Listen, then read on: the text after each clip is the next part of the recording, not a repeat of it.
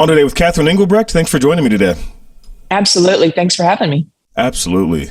So you were recently arrested right before the midterms. They threw you in jail following an incredible year in which you and your research associate, Greg Phillips, exposed some corruption that was taking place with a company that was manufacturing software that administered U.S. elections. Tell us a little bit about that experience in terms of why you were incarcerated, what that was like when you were released, and just the timing of the whole thing surrounding the midterms. I mean, the word that comes to mind is surreal. I mean, it was a few weeks ago now that this actually occurred, and even thinking about my describing it to you is just, it feels out of body that actually really happened. We were given information about a company that appeared to be storing election-related data in China. And that was first presented to us in January of 2021. And throughout the months that followed, we presented information and more, began to do more open record stuff, just more open source intelligence work that's finding documents that are available online and so forth. All of that was turned over to the FBI. And we, from January 2021 until the summer of 2022, we didn't say a word about it publicly, the fact that we knew that this was happening, because we believed that we were working with the FBI and that they were advancing this issue in an investigation that at the time we all believed was focused on stopping the subversion before midterms. Somewhere in the summer of 2022, we realized that wasn't happening, that in fact it appeared that the FBI was trying to potentially blame us in some strange way for providing them with information, and it just sort of went off the rails. At the same time, we went public to a small group of researchers with the information that we did have, and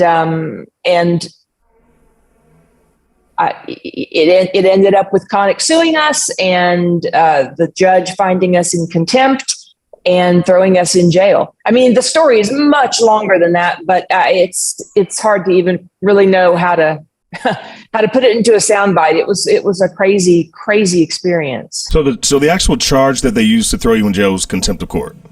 Correct. On what basis, though? Correct. Contempt of court. Well, this is a good question. For violating our temporary restraining order, ostensibly. However, the judge held us in contempt for something that wasn't in the temporary restraining order. And so it was really listen, we're still in that courtroom, so I'm choosing my words carefully, because certainly that court can do what they please. But it was at his discretion, and he threw us in prison, in a medium security prison with no end in sight, no bond. And we had to file an appeal to the Fifth Circuit Court, an emergency writ, and they returned a favorable judgment which allowed us to immediately be released. But for 8 days, we sat in that jail, and had the Fifth Circuit not heard our case, we'd still be there today. There was no end to the sentence. It was a continuing sentence with no bond. So do you believe the order to send you to jail was just to take you off the board for the midterms? Because you went in shortly before the midterms, you got out right afterwards. Yeah. So look, all I can tell you there is that the judge himself said in his closing comments that part of his decision in holding us in contempt was to keep the midterms secure from us. But it seemed to be very much a factor in his decision to jail us, as though that was a public service. It was just, I mean, that whole, even thinking about it now is like like it happened to somebody else and I watched it in third person.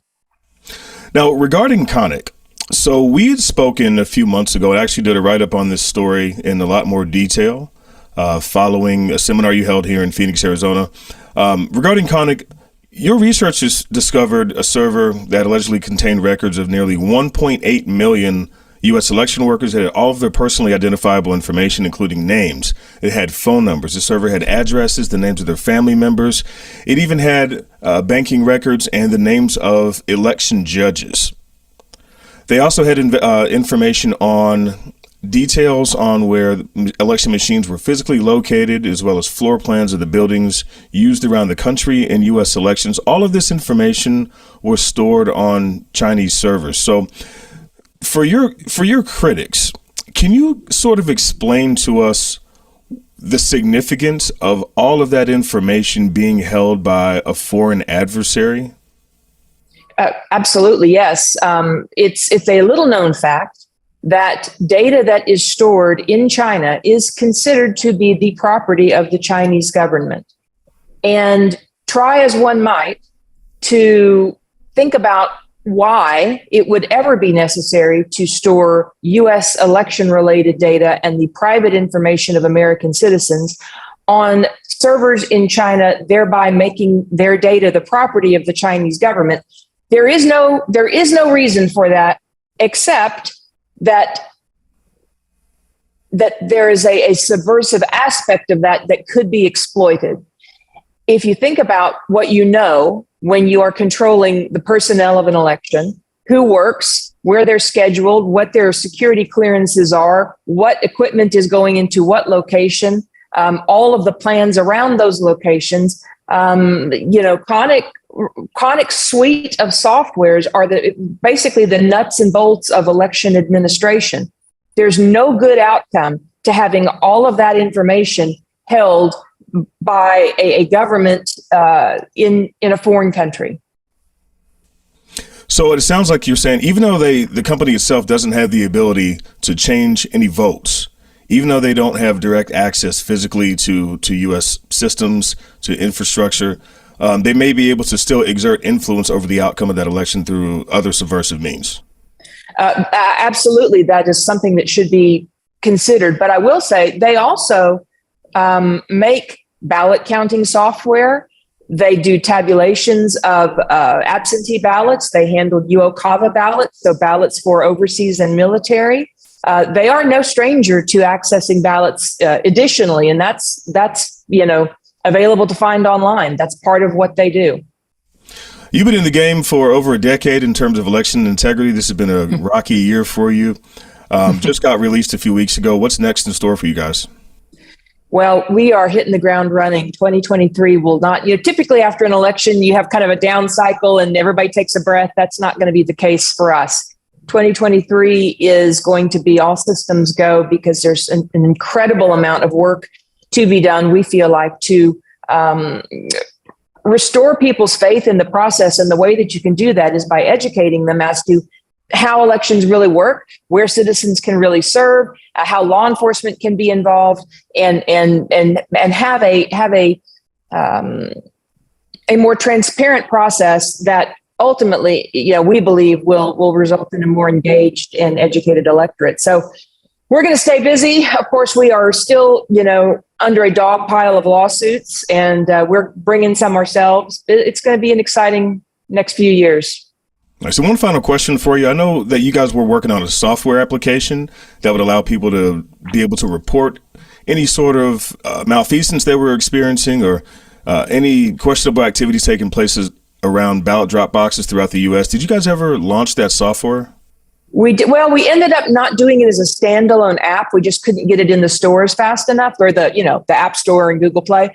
But it is online, and we do have a live operator-supported toll-free number, and that's still active to this very moment. So you can go to the truethevote.org website and the ability to report what you are finding or call into the 1-800 number. The report can be taken there. You can send any kind of attachments. All that's put together. And we got, I think over 10,000 reports in the week before the election, which we heard of, reports of while we were in prison.